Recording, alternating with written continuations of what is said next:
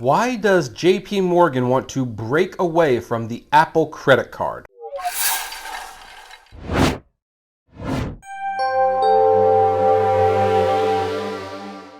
Hey everyone, this is Kevin the Apptrepreneur.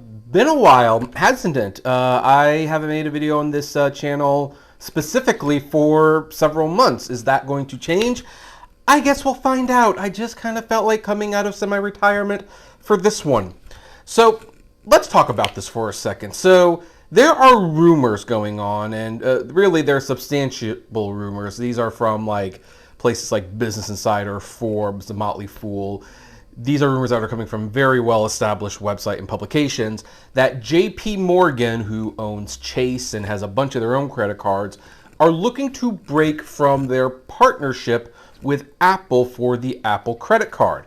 And there are rumors that American Express might take over for that credit card. And a lot of people are wondering, well, why would the JP Morgan want to get rid of the Apple credit card?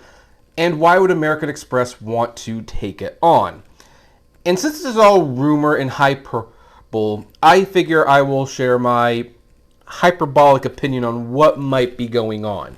Because I do not believe that the Apple credit card is an unsuccessful product. In fact, I know way more people that have the Apple credit card than any other branded credit card I know. It's kind of a cool thing to have an Apple card. People like that titanium physical card, even though if you use it, you're kind of punished for using it with the 1% cash back instead of 2%.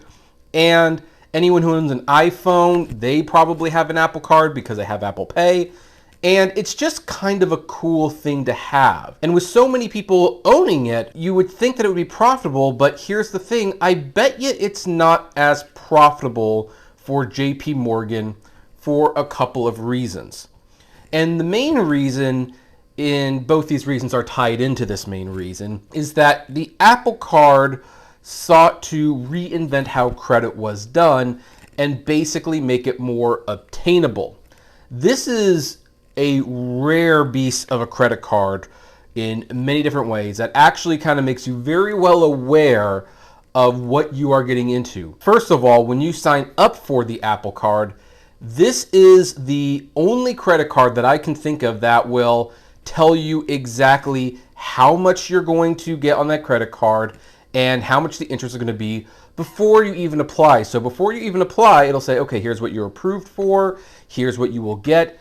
If you click this button, this is what you will get. Then we will put a hard pull on your credit card, or your credit report, I should say, and you will get your card pretty much instantly because, you know, it's all digital. That is something that no other credit card company does. You can put in your information and they'll do like either a soft or a hard credit card pull, and then they'll tell you whether or not you were approved or not approved after the fact. And this is, of course, unusual because no one else does it, and it's a good thing. It's actually one of the few credit cards where if someone says, well, I don't know what my credit is or anything, should I apply for the Apple card? I say, yes, absolutely do it, because you will know right from the get-go whether or not you will get that card, what you will get it for. And here's the other thing, if you don't get approved for the card, you will be put on the Path to Apple program, which basically means, hey, you don't qualify for the card now, but we are going to help you get your credit to a good point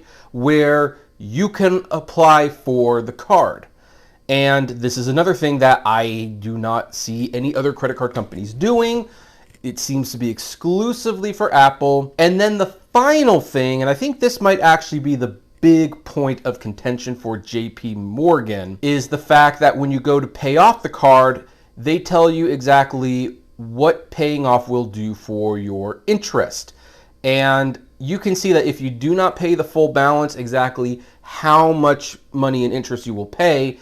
And that not only encourages people to pay off the cards more, but sometimes it'll encourage people to pay off the card a little bit more than usual because they can actually physically calculate, okay, if I pay this much more, this is how much it will be next time, and this is how I can budget it. The Apple card is extremely friendly in helping you pay off your card with the least amount of interest. I don't put all of that out there to shill for the Apple card. I don't. This is not an advertisement. This is just what happens. And that is also why JP Morgan probably is not making as much money off this card as they would like. Because again, I've never seen any other credit card that will actually tell you how much interest you are going to owe if you do not pay off that balance. If you had that visually in front of you, you might be more inclined to pay off your cards. And credit card companies don't make money unless they are charging you interest. Well, they make a little bit of money through credit card transaction fees, but the bulk of their money comes from people who pay inflated interest rates. That's actually why, believe it or not, if you have poor credit scores, you might have a better chance at getting a credit card than if you have a good credit score.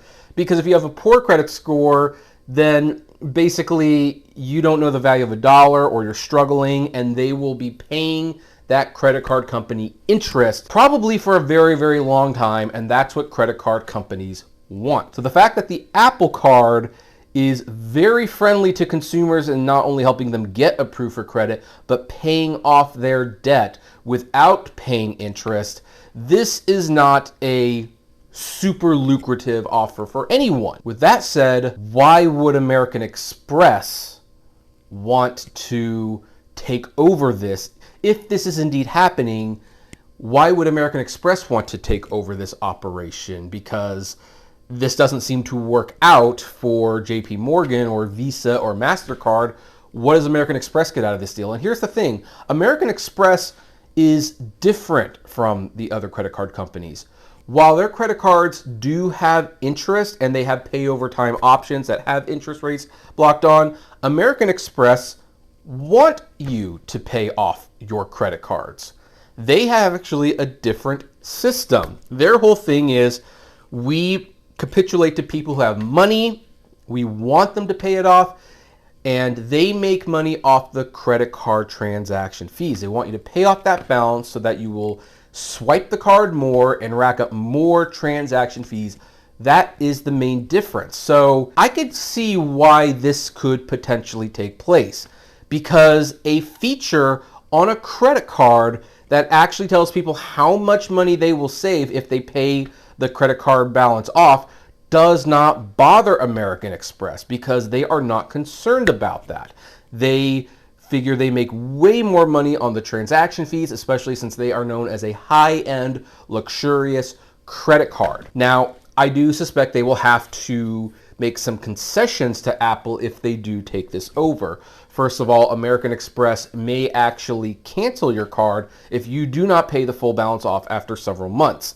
They might have to let this go, of course, because the Apple Card is more of a beginner card, but it would be a brilliant business move on American Express' part, because this could really be a true way to get people into the American Express ecosystem early on. And yeah, they're going to be dealing with some people who might not be paying off their full balances, but here's the thing. Not only would Apple Card users be paying for Apple products, which are expensive, which are higher in transaction fees, but for the people that do pay off, you can easily target your American Express Gold card, your Delta card, your Platinum card. This could be a way for American Express to get into the pockets of a newer generation who does not have established credit yet. And that would be an interesting change for them, because American Express has the reputation it does, because if you have an American Express in your wallet, that means you make money, you pay off your bills, and you are generally well off. Well, that's great. Unless you're someone who's new to credit, that's why they go to like Capital One, because they don't care as much for that and they intend for you to not pay your bill. So the Apple credit card might be a great little in-betweener. Yes, you can get one as low as a 500 FICO score, but the thing is, it's there to help people train to use your credit card wisely. This is exactly what American Express wants. This is not what JP Morgan wants. JP Morgan wants you to not pay your bills so that you can pay them a bunch of interest. And so if this is true, if JP Morgan is actually considering breaking with their deal with Apple, I can see why they're doing it, and I can also see why American Express would want those accounts, because in many ways, American Express and Apple are on the same pages about smart spending on credit cards. So now we just have to see exactly what happens if this deal takes place, and I guess we'll find out. So anyway, that is going to be where this video ends. What about you? Do you have an Apple Card? What would you think about American Express taking over the Apple credit card? You think it's a good idea, a bad idea? I would love to know. Comment below, like, favorite, share, subscribe, and as always, flame responsibly. Have a good one.